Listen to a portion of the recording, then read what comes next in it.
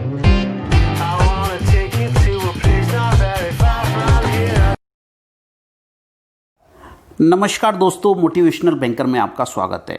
दोस्तों, हमें आपके लिए pre promotion, bank pre promotion का वन स्टॉप सॉल्यूशन, ये वीडियो खास तौर पे मैं बैंक ऑफ इंडिया के उन मित्रों के लिए बना रहा हूं जिनका एग्जाम 11 अक्टूबर को होना है। क्लरिकल से स्केल 1 का एग्जाम 11 अक्टूबर को होना है।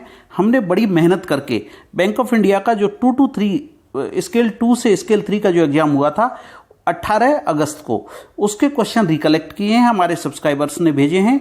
उन्हीं रिकलेक्टेड क्वेश्चंस का हम आपको वीडियो बना रहे हैं ताकि आपको एक ट्रेंड पता चल सके कि किस तरह के क्वेश्चंस एग्जाम में आ रहे हैं और आप बेहतरीन तैयारी कर सकें। दोस्तों, आप याद रखें, हम आपके लिए पूरी मेहनत करते हैं। अब जब हम पूरी मेहनत करते हैं तो हम चाहते हैं कि आप भी पूरी मेहनत करें। अभी कल ही मुझे हमारे एक इंडियन ओवरसीज बैंक के सब्सक्राइबर ने मुझे मैसेज भेजा कि सर 70% पेपर आपके मोटिवेशनल बैंकर की साइट से एज इट इज आया है। मैं आपको दिखाऊंगा आगे जब हम बात करेंगे, तो इसलिए आप कोशिश करते रहें। कहते हैं ना, मंजिलें क्या हैं, रास्ता क्या है। मंजिलें क्या हैं, रास्ता क्या है, हौसला हो तो फासला क्या है। आप हौसला रखें, हमारे साथ तैयारी करें, हम आपको निश्चित रूप से सफलता में सहयोग करेंगे। तो चलिए शुरुआत करते हैं। पहला क्वेश्चन हम ले लेते हैं। देखिए, मैं जैसा आपको कह रहा था, ये हमारे सब्सक्राइबर हैं, इंडियन ओवरसीज बैंक से हैं, मिस्टर साहिल महाजन। साहिल महाजन साहब ने हमें कल मैसेज भेजा कि sir 70% questions directly from motivational banker. ये कोई हमारा बनाया हुआ मैसेज नहीं है। देखिए, इन्होंने रिकलेक्टेड क्वेश्चन भी हमें इंडियन ओवरसीज बैंक के भेजे हैं, जिसका वीडियो मैं 1-2 दिन में अपलोड कर दूंगा अपनी साइट पे। तो आप देखते रहें, मोटिवेशनल बैंकर हमारा जो यूट्यूब चैनल है उसको देखते रहें। हर बार हम कुछ ना कुछ आपके लिए नया लेके आएंगे और ऐसा लेके आएंगे कि आप एग्जाम में धूम मचा देंगे। ठीक है फ्रेंड्स, तो चलिए शुरुआत करते हैं। सबसे पहला हम क्वेश्चन लेते हैं, risk categorisation of customers in KYC policy to be reviewed. देखिए, आप जानते हैं 3 तरह से हम कस्टमर्स को रिस्क कैटेगराइज करते हैं। लो रिस्क कैटेगरी के कस्टमर, मीडियम रिस्क कैटेगरी के कस्टमर और हाई रिस्क कैटेगरी के कस्टमर। 3 रिस्क है हमारी। लो रिस्क कैटेगरी के जो कस्टमर है उनको 10 ईयर्स में, मीडियम रिस्क वालों को 8 ईयर्स में और हाई रिस्क वालों को 2 ईयर्स में हम इनका रिस्क कैटेगराइजेशन करते हैं फिर से। परंतु बैंक में जो रिस्क कैटेगराइजेशन का प्रोसेस है वो 6 मंथ्स में रिव्यू होता रहता है। हर 6 मंथ्स में हमारे पास लिस्ट आती रहती है और फिर हमको उसको अपडेट करना होता है। तो आंसर आएगा यहाँ पे, risk categorisation of customer in KYC policy to be reviewed half yearly. तो आंसर आ गया आपका हाफ ईयरली। इस तरह का मीडियम रिस्क का, लो रिस्क का, हाई रिस्क का क्वेश्चन भी आपसे पूछा जा सकता है, इसलिए मैंने आपको बताया है। देखिए, दूसरा क्वेश्चन लेंगे, short deposit can be opened for the period of. Short deposit minimum आप 7 दिन समझते हैं, 7 दिन से ज़्यादा कम का डिपॉजिट हम नहीं कर सकते, और 179 डेज तक का जो डिपॉजिट है वो हमारा शॉर्ट टर्म डिपॉजिट कहलाएगा। तो आंसर इस केस में आएगा आपका B, 7 days to 179 days। Okay, now come to next question, which of the following is correct about small basic saving bank deposit account, BSBD account जिसको कहते हैं। BSBD अकाउंट में देखिए, गवर्नमेंट ने, रिजर्व बैंक ऑफ इंडिया ने ease कर दिया है केवाईसी को थोड़ा डाइल्यूट कर दिया है। ठीक है, तो आंसर देखिए, KYC compliance has been waived, नहीं, पूरी तरह वेव नहीं किया है। Customer is responsible for KYC compliance, ये बात तो ठीक है। नहीं, बैंकर भी रिस्पॉन्सिबल है, कस्टमर ही नहीं, बैंकर रिस्पॉन्सिबल है। Any amount can be maintain in account, नहीं, एनी अमाउंट मेंटेन नहीं कर सकते। There is no restriction with regard to maximum balance, बिल्कुल रेस्ट्रिक्शन है। Bank has relaxed KYC norms as per RBI guideline. तो answer आएगा आपका ई, बैंक ने आरबीआई की गाइडलाइन के हिसाब से केवाईसी को रिलैक्स कर दिया है। तो ये BSBD अकाउंट का सिस्टम होता है। ओके, अब आते हैं अगले क्वेश्चन पे जो पूछा है ऑफिशियल वैलिड डॉक्यूमेंट के बारे में, जिसे हम OVD भी कहते हैं। In terms of revise guidelines of reserve bank of India, the following is not an OVD for KYC। देखिए, आप समझिए 5 OVD डिक्लेयर किए हुए हैं। 5 OVD कौन कौन से हैं हमारा? पहला है हमारा ड्राइविंग लाइसेंस, दूसरा है हमारा वोटर ID, तीसरा है हमारा पासपोर्ट, चौथा है नरेगा का जॉब लेटर, और 5वां है पॉपुलेशन रजिस्टर से अगर आपको लेटर मिलता है तो आपका वो भी OVD माना जाएगा रजिस्टर से। ठीक है, तो ये 5 OVD customer due diligence policy में डिफाइन किए हुए हैं। ये 5 OVD के अलावा कोई भी OVD आपका नहीं चलेगा। OVD का मतलब क्या होता है आप समझिए। OVD का मतलब क्या है? OVD वो डॉक्यूमेंट है जिसमें ID प्रूफ और एड्रेस प्रूफ दोनों होता है। पैन कार्ड कभी भी ओवीडी नहीं होता, क्योंकि इसमें सिर्फ आईडी प्रूफ होता है, एड्रेस प्रूफ नहीं होता। तो अब देखिए, voter ID card official valid document है, driving licence official valid document है, पासपोर्ट ऑफिशियल वैलिड डॉक्यूमेंट है, परमानेंट अकाउंट नंबर नहीं है, राशन कार्ड भी नहीं है। तो ये दोनों आंसर्स आपके रॉन्ग हैं। ठीक है, क्वेश्चन देखिए, क्वेश्चंस जो आते हैं ये रिकलेक्टेड क्वेश्चंस हैं, इसलिए यहाँ ये दोनों ऑप्शंस दिए हुए हैं।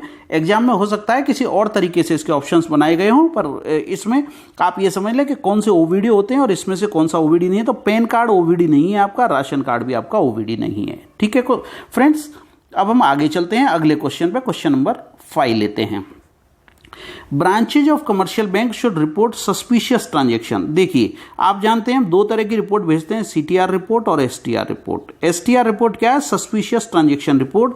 तो जिस दिन आपका सस्पिशन कंफर्म हो गया उससे 7 दिन के अंदर, 7 डेज के अंदर आपको एसटीआर रिपोर्ट भेजनी होती है, और ये बैंक की रिस्पेक्टिव अथॉरिटी को, आपको बैंक की अथॉरिटी को भेजनी है, इंटर्न बैंक अथॉरिटी उसको आगे भेजेगी। तो आंसर है आपका banks respective authority. Okay, now come to next question. PAN is compulsory for remittance like DD और pay slip.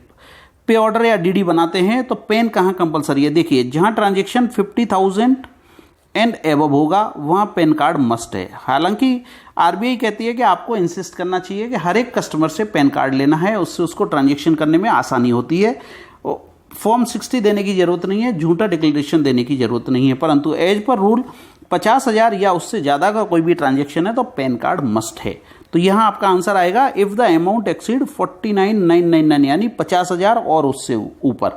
If the amount exceed 20,000 गलत है, 1,00,000 गलत है, 19,999 ये है अकाउंट पेई के लिए। कोई भी डीडी जब इशू करता है बैंक तो 19,999 से ऊपर होते से 20,000 या उससे ऊपर होने पर आपको अकाउंट पे ही डीडी इशू करना है। ठीक है, तो आंसर आ गया आपका ए। अब आते हैं अगले क्वेश्चन पे। दोस्तों, अगले क्वेश्चन से पहले मैं बता देता हूं, हमारा प्री प्रमोशन मटेरियल हमारी वेबसाइट www.motivationalbanker.com पर उपलब्ध है। इसमें आपको क्या मिलेगा? देखिए, हम आपको बहुत ही नॉमिनल कॉस्ट में, दैट इज 599, हमारी कॉस्ट है इसकी कंटेंट की 599। इसमें ये पूरी बुक दे रहे हैं मेरिट 2021, जिसमें 13 चैप्टर हैं। ये बुक डाउनलोड की जा सकती है, सारे चैप्टर्स प्रिंट किए जा सकते हैं। इसके अलावा आरबीआई ने जो लेटेस्ट चेंज किए हैं कोविड-19 के कारण जितने भी चेंजेज हुए हैं उस पर हमने लेटेस्ट एमसीक्यू बनाए हैं, जिसमें से बहुत सारे क्वेश्चन मैं आपको एश्योर करता हूं एज इट इज आपके एग्जाम में आएंगे। वो क्वेश्चन हमने वीडियो बनाए हुए हैं उसके अलग से। ठीक है, जनरल अवेयरनेस के 500 से ज़्यादा क्वेश्चन दिए हुए हैं जो हमारी पीडीएफ लाइब्रेरी में उपलब्ध है, इसे भी आप डाउनलोड कर सकते हैं। टॉपिक वाइज करीब 1000 क्वेश्चन हमने दिए हुए हैं जो मॉक टेस्ट की फॉर्म में उपलब्ध हैं। जब आप चैप्टर्स की तैयारी कर लें तो ये मॉक टेस्ट से आप देख सकते हैं कि आपकी तैयारी कैसी है। तो मॉक टेस्ट हमने दिए हुए हैं आपको, चैप्टर वाइज मॉक टेस्ट दिए हुए हैं, बैलेंस शीट पर, बिल ऑफ एक्सचेंज पर, डॉक्यूमेंटेशन पर, सिक्योरिटी पर, हर एक टॉपिक पर हमने आपको एमसीक्यू दिए हुए हैं। इसके अलावा जो 13 चैप्टर हमने यहाँ दिए हैं उस सब की वीडियो लाइब्रेरी उपलब्ध है। सारे 13 चैप्टर की करीब 18 हमने वीडियो बनाए हैं, वो सारे यहाँ उपलब्ध हैं, ताकि कभी चैप्टर आपको समझ में नहीं आए तो आप वीडियो देख सकते हैं उसका। ठीक है फ्रेंड्स, इसके अलावा करीब 1000 क्वेश्चंस के हमने वीडियो बनाए हुए हैं। ये सारे क्वेश्चन रिकलेक्टेड क्वेश्चन हैं, और जो साहिल महाजन जी ने अभी कहा ना कि 70% पेपर आपके मोटिवेशनल बैंकर से आ गया, वो यही क्वेश्चन है जहां से पेपर आता है। इसके अलावा बैंक ऑफ इंडिया का पेपर, फुल पेपर हम अपनी साइट पे अपडेट कर रहे हैं, जो भी हमको रिकलेक्टेड हुआ है।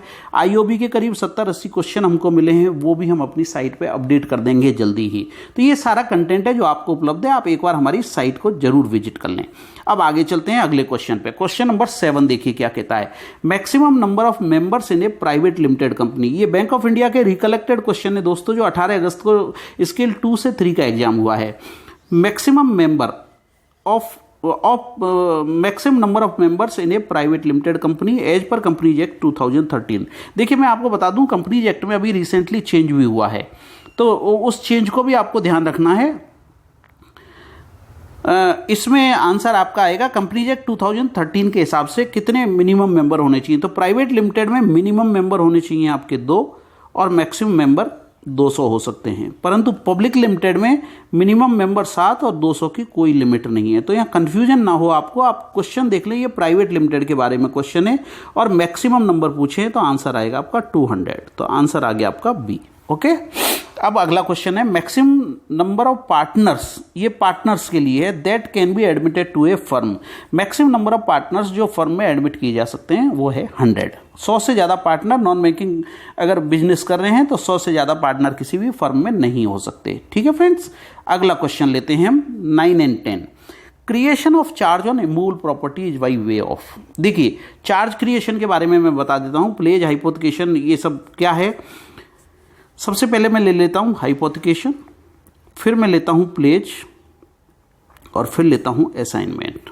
वैसे आप बैंकर हैं, आप जानते होंगे, पर फिर भी मैं अपनी तरफ से क्लैरिफाई कर देता हूं। देखिए, हाइपोथिकेशन कहां होगा, जब एसेट जो है बोरोवर के नाम है, पोजीशन भी बोरोवर के पास है,